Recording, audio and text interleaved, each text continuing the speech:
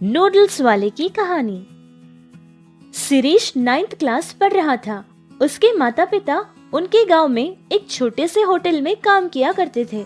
शिरीष उनका इकलौता बेटा था, जिससे बहुत ज्यादा लाड और प्यार से वो पला था।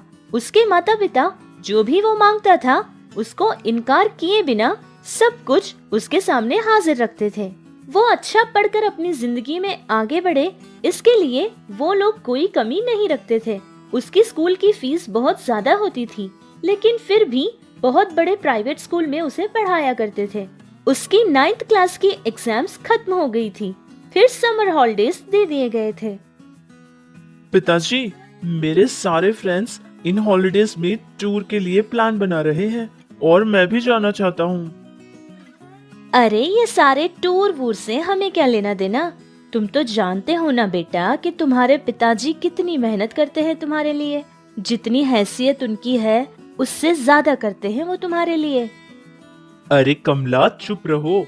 अगर ये सब कुछ अब नहीं करेगा तो कब करेगा? अपने फ्रेंड्स के साथ घूमना फिरना भी चाहिए। 10 और 15 साल के बाद तो वो खुद जिम्मेदार बन जाएगा, तब तो उसे समय ही नहीं मिलेगा ये सब करने के लिए। अरे ये क्या कह रहे हैं आप ही बिगाड़ रहे हैं हमारे बच्चे को। अरे उसको तो जिम्मेदारी सिखानी चाहिए ना। अगर आप ही उसे ये सब कुछ सिखाएंगे तो वो जिम्मेदारी कैसे सीखेगा? अरे बेटा, तुम्हारी माँ तो ऐसे ही कहती रहेगी। ये पैसे लो और जाओ अपने फ्रेंड्स के साथ अच्छे से घूम फिर कर आ जाना, ठीक है?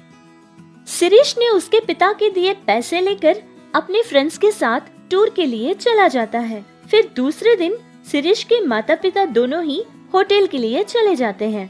तभी एक बड़ी सी लॉरी आकर उनके होटल को टक्कर दे देती है, जिसके कारण वहीं के वहीं शिरीष के माता पिता दोनों ही मर जाते हैं। लेकिन अच्छी बात ये थी कि उस समय में होटल में कस्टमर कोई भी नहीं था। बहुत बुरी तरह से उस एक्सीडेंट में शिरीष के माता पिता दोनों ही मर जाते हैं। अरे ये कैसा अनर्थ हो गया? उनका बेटा भी तो गांव में नहीं है। हाँ, शिरीष तो उसके फ्रेंड्स के साथ किसी टूर के लिए गया हुआ है। आने के लिए शायद 10 दिन लग जाएंगे उसको। फिर तो मुझे लगता है कि उनके रिश्तेदारों को हमें खबर कर देनी चाहिए। यही पड़ोस के ही गांव में कमला का एक भाई भी रहता है, उसको खबर कर देते हैं। गांव के लोग उनके रिश्तेदारों को खबर पहुंचाते हैं, लेकिन कोई रिश्तेदार भी वहां आने के लिए तैयार नहीं था, जिसके कारण गांव के कुछ लोगों ने ये फैसला लिया था कि विधि विधानों के साथ जो कार्यक्रम करना है वो वही लोग कर देंगे। जिस जगह पर एक्सीडेंट हुआ था, पुलिस वहां पहुंचती है और वहां जितने भी छोटे बड़े दुकान थे उन सभी को बंद करवा देते हैं। ये सारी बातें शिरीष को बिल्कुल नहीं पता थी। ठीक 10 दिन बाद शिरीष अपने गाँव में वापस लौटता है। अरे ये क्या? ये होटल टूट कैसे गया? माँ, पिताजी! ऐसे ही चिल्लाता हुआ वो अपने घर की तरफ भागने लगता है। फिर घर जाकर भी अपने माता पिता के लिए ढूंढता है। माँ, पिताजी! अरे कहाँ हो आप लोग? हमारे होटल को क्या हो गया है? शिरीष की बातें सुनकर पड़ोस में रहने वाली एक औरत आकर रोती हुई शिरीष को सारी बात बताती है कि कैसे उन दोनों का एक्सीडेंट हो जाता है और उसके माता पिता की मौत कैसे हुई थी। ये बात सुनते ही शिरीष की तो धड़कनें रुक गई थी और वो बहुत ज्यादा रोने लगा था। शिरीष की माँ कमला ने उसके पिता से प्यार करके शादी की थी। शिरीष का पिता भी एक अनाथ था, जिसके कारण उनकी शादी के लिए कमला के घर वालों ने इनकार किया था, लेकिन कमला ने बिल्कुल नहीं सुनी थी। शिरीष के पिता से शादी कर ली थी। शादी होने के कुछ ही दिन बाद कमला के पिता यानी शिरीष के नाना की मौत हो जाती है। कमला का एक और भाई भी था, लेकिन उसके मौत के बाद ये खबर उसे मिली थी, फिर भी उसका भाई उसको देखने के लिए भी नहीं आया था। इसी तरह बेचारा शिरीष भी अनाथ हो गया था, अकेला अपनी जिंदगी गुजार रहा था। ऐसे ही 1 महीना गुजर चुका था। घर का किराया नहीं बन पाया था, जिसके कारण वो घर भी छोड़ देता है और पढ़ने के लिए उसके पास पैसा भी नहीं था, जिसके कारण वो अपना पढ़ना भी छोड़ देता है। गांव के लोगों को शिरीष के ऊपर तरस तो आता था, लेकिन कोई भी उसकी सहायता करने के लिए आगे नहीं बढ़ा था। शिरीष को कुछ समझ नहीं आ रहा था कि वो अब क्या करे या फिर कहाँ जाए। फिर वो अपने मामा का घर ढूंढता हुआ उसके मामा के घर पहुंच जाता है। कौन हो तुम? जिस दिन तुम्हारी माँ ने हमारी दहलीज पार की थी उसी दिन हमारे लिए वो मर चुकी थी। तुम्हारा और मेरा कोई संबंध नहीं है। तुम भी तुम्हारे बाप की तरह ही हो। जाओ यहाँ से और इस तरफ दोबारा कभी मत आना। शिरीष के सगे मामा ने भी उसे अपने घर से भगा दिया था, जिससे शिरीष का दिल टूट गया था, जिससे उसे अपनों पर से भी विश्वास उड़ गया था। चुपचाप वहाँ से चला जाता है। उसने सोच लिया था कि जिस गांव में उसके माता पिता ही नहीं है, उस गांव में वो नहीं रहेगा। जितना पैसा उसके जेब में था, उन पैसों से वो एक बस के टिकट खरीदता है और एक शहर के लिए निकल जाता है। शिरीष को लगा था कि अब उसकी जिंदगी में सारी परेशानियां ही होगी। वो ये भी जानता था कि वो शहर जाने के बाद वहाँ उसका स्वागत करने कोई नहीं आने वाला है, या फिर अपने गांव वापस लौट जाए तो उसको अपने घर में कोई नहीं रखने वाला है। वो इसी तरह सोचता हुआ शहर पहुँच जाता है। शहर पहुँचने के बाद जितनी भी होटल्स उसे नजर आई थी, उन सारे होटल्स के पास जाकर अपने लिए कोई काम मांगता है, लेकिन सारे होटल्स में यही कह रहे थे कि इस उम्र में उसे कोई काम नहीं देगा। आखिर उसने देखा कि एक सड़क के किनारे पर एक छोटी सी बंडी रखे हुए एक बूढ़ा आदमी खड़ा कुछ बेच रहा था। वो उसके पास चला जाता है। चाचा जी, क्या आप मुझे कोई काम दे सकते हैं? अरे बेटा, कौन हो तुम? देखने पर तो स्कूल पढ़ रहे बच्चे की तरह लग रहे हो। तुम क्या काम करोगे बेटा? वैसे भी किसी को काम पे रखूं इतनी हैसियत मेरी कहाँ है बेटा। जो 4 पैसे मैं कमाता हूँ उसमें मेरा गुजारा ही मुश्किल हो जाता है। अच्छा चाचा जी, क्या आपका इस दुनिया में कोई नहीं?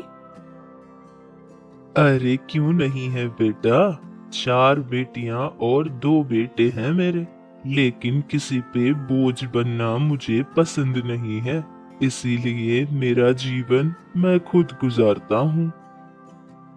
अरे चाचा जी, मैं समझ गया। सबके होने के बाद भी आप अनाथ हो और मेरा कोई नहीं, इसलिए मैं भी अनाथ हूँ। इस तरह शिरीष ने उस बूढ़े चाचा को अपने बारे में सब कुछ बता दिया था।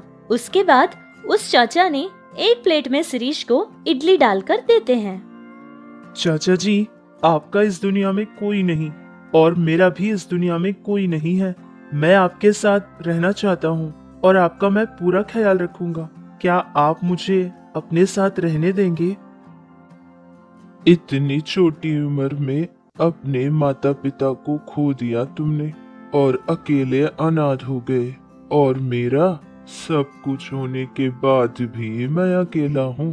अगर तुम्हें यही पसंद है कि मेरे साथ रहना है तो तुम रह सकते हो बेटा, लेकिन हाँ, मेरे अंदर अब इतनी ताकत नहीं है कि मैं तुम्हारा ध्यान रख सकूं।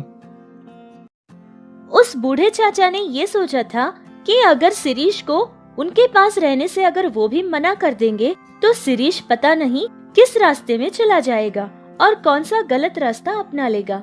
इस डर से वो बूढ़े चाचा मान लेते हैं और शिरीष उनके पास रह जाता है। वो चाचा एक छोटी सी झोपड़ी में रहा करते थे। हर दिन सुबह शाम इसी तरह इडली बेचकर अपना जीवन का गुजारा किया करते थे। शिरीष के आने के बाद वो सारा काम शिरीष ही किया करता था। उस बूढ़े चाचा से कोई काम नहीं लेता था, लेकिन जितने पैसे उन्हें मिलते थे उन पैसों में दोनों का जीवन बहुत मुश्किल होता था। उनका खर्च उन पैसों से नहीं निकलता था। अरे चाचा, इस जमाने में ये इडली वड़ा कौन खाता है? हम ना नूडल्स बनाकर बेचेंगे। अच्छा, वो वही ना जो लंबे लंबे सांप की तरह लगते हैं। अरे बेटा, वो मुझे बनाना कहाँ आता है। मैंने नूडल्स बनाना मेरे पिताजी से सीखा था। वो सब तो मैं कर लूंगा, लेकिन उसको बनाने के लिए सामान की जरूरत पड़ेगी। कम से कम हमारे पास 3000 रुपये तो होने जरूरी है। इतना पैसा? उतना तो मेरे पास नहीं है। हाँ हाँ बेटा, 1 मिनट रुक जाओ। ये कहते हुए वो बूढ़े चाचा अपनी पोटली को खोलते हैं और उसमें से एक डिब्बा निकालते हैं, जिसमें से बहुत ही पुरानी 100 रुपयों के नोट 10 नोट निकालते हैं। क्या नहीं चलते? मैंने 4 साल से ये पैसे बचत किए थे बेटा। अरे चाचा, ये 100 के नोट तो आजकल कहाँ चलते हैं? ये कहते हुए बहुत ही निराश होकर अपने हाथ में जो डिब्बा था उसको फेंक देते हैं। तभी कुछ अलग सी आवाज आई थी। देखा कि उसमें तो एक अंगूठी थी। अरे चाचा, ये तो अंगूठी है। अरे हाँ हाँ, इधर लाओ, मैं भी देखता हूँ। ये कहते हुए वो चाचा उस अंगूठी को अपने हाथ में पकड़कर उसको छूते हैं और कहते हैं कि ये अंगूठी तो मुझे मेरी शादी में मिली थी, शायद अब इसका दाम उतना ज्यादा नहीं होगा। फिर शिरीष ने उस अंगूठी को अपने हाथ में लिया था। चाचा, ये अंगूठी तो बहुत भारी लग रही है। इसके तो हमें कम से कम 2000 रुपये तो मिल ही जाएंगे। फिर उस अंगूठी को लेकर वो दोनों अच्छे से तैयार होकर एक सोने की दुकान को चले जाते हैं और फिर उस अंगूठी को बेच देते हैं। जितना उन लोगों ने सोचा था उससे कुछ ज्यादा ही पैसा उन्हें मिला था। जिन पैसों से जो जो चीजें नूडल्स बनाने के लिए चाहिए थी, जैसे कि एक बड़ी सी कढ़ाई और उसके लिए जो जरूरी सामान होता था, वो सारा सामान खरीद कर लाते हैं। शिरीष और वो बूढ़े चाचा दोनों मिलकर नूडल्स बनाना शुरू करते हैं। पहले तो बहुत कम लोग ही उनके पास खरीदा करते थे, लेकिन जैसे ही वक्त बदलता गया, धीरे धीरे सारे लोग उनके पास ही आकर नूडल्स खरीदा करते थे, जिससे उनको बहुत अच्छा लाभ मिल जाता था। उनका जीवन भी बहुत आराम से गुजर जाया करता था। कुछ दिन ऐसे ही गुजरने के बाद वो बूढ़े चाचा शिरीष को कहते हैं कि अब वो 10वीं क्लास भी ज्वाइन करे। ये कहकर वो एक सरकारी स्कूल में उसका दाखिला भी करवा देते हैं। एक तरफ नूडल्स की बंडी और दूसरी तरफ स्कूल, इस तरह वो बहुत अच्छे से पढ़ाई किया करता था। फिर वो एक दिन 10वीं क्लास में फर्स्ट क्लास से पास भी हो गया था। कुछ दिन ऐसे ही गुजर गए थे। फिर अचानक उस बूढ़े चाचा की हालत बिगड़ती गई। उनकी तबीयत बहुत खराब रहती थी। शिरीष उनको कोई काम करने नहीं देता था, उनका बहुत अच्छे से ध्यान रखा करता था। बेटा शिरीष, इस उम्र में मैं तुम पर बोझ बन गया हूँ ना। पता नहीं कब तक जिंदा रहूंगा। भगवान अगर जल्दी मुझे अपने पास ले ले तो अच्छा होगा। अरे चाचा, ये आप क्या कह रहे हैं? आप चाहते हैं कि मैं फिर से अनाथ हो जाऊं? चाचा, आपकी वजह से मुझे कोई परेशानी नहीं है, बल्कि अगर उस दिन आपने मेरा साथ नहीं दिया होता तो पता नहीं मेरा क्या होता। वैसे भी अब तो आप बस 80 साल के हो। 10 और 15 साल तो मेरे साथ आराम से गुजार देंगे आप। और हाँ चाचा, मैं आपका पूरा ख्याल रखूंगा, आपको कभी अकेला नहीं छोड़ूंगा। मैंने तुम्हें अपना सर छुपाने के लिए थोड़ी सी जगह क्या दे दी?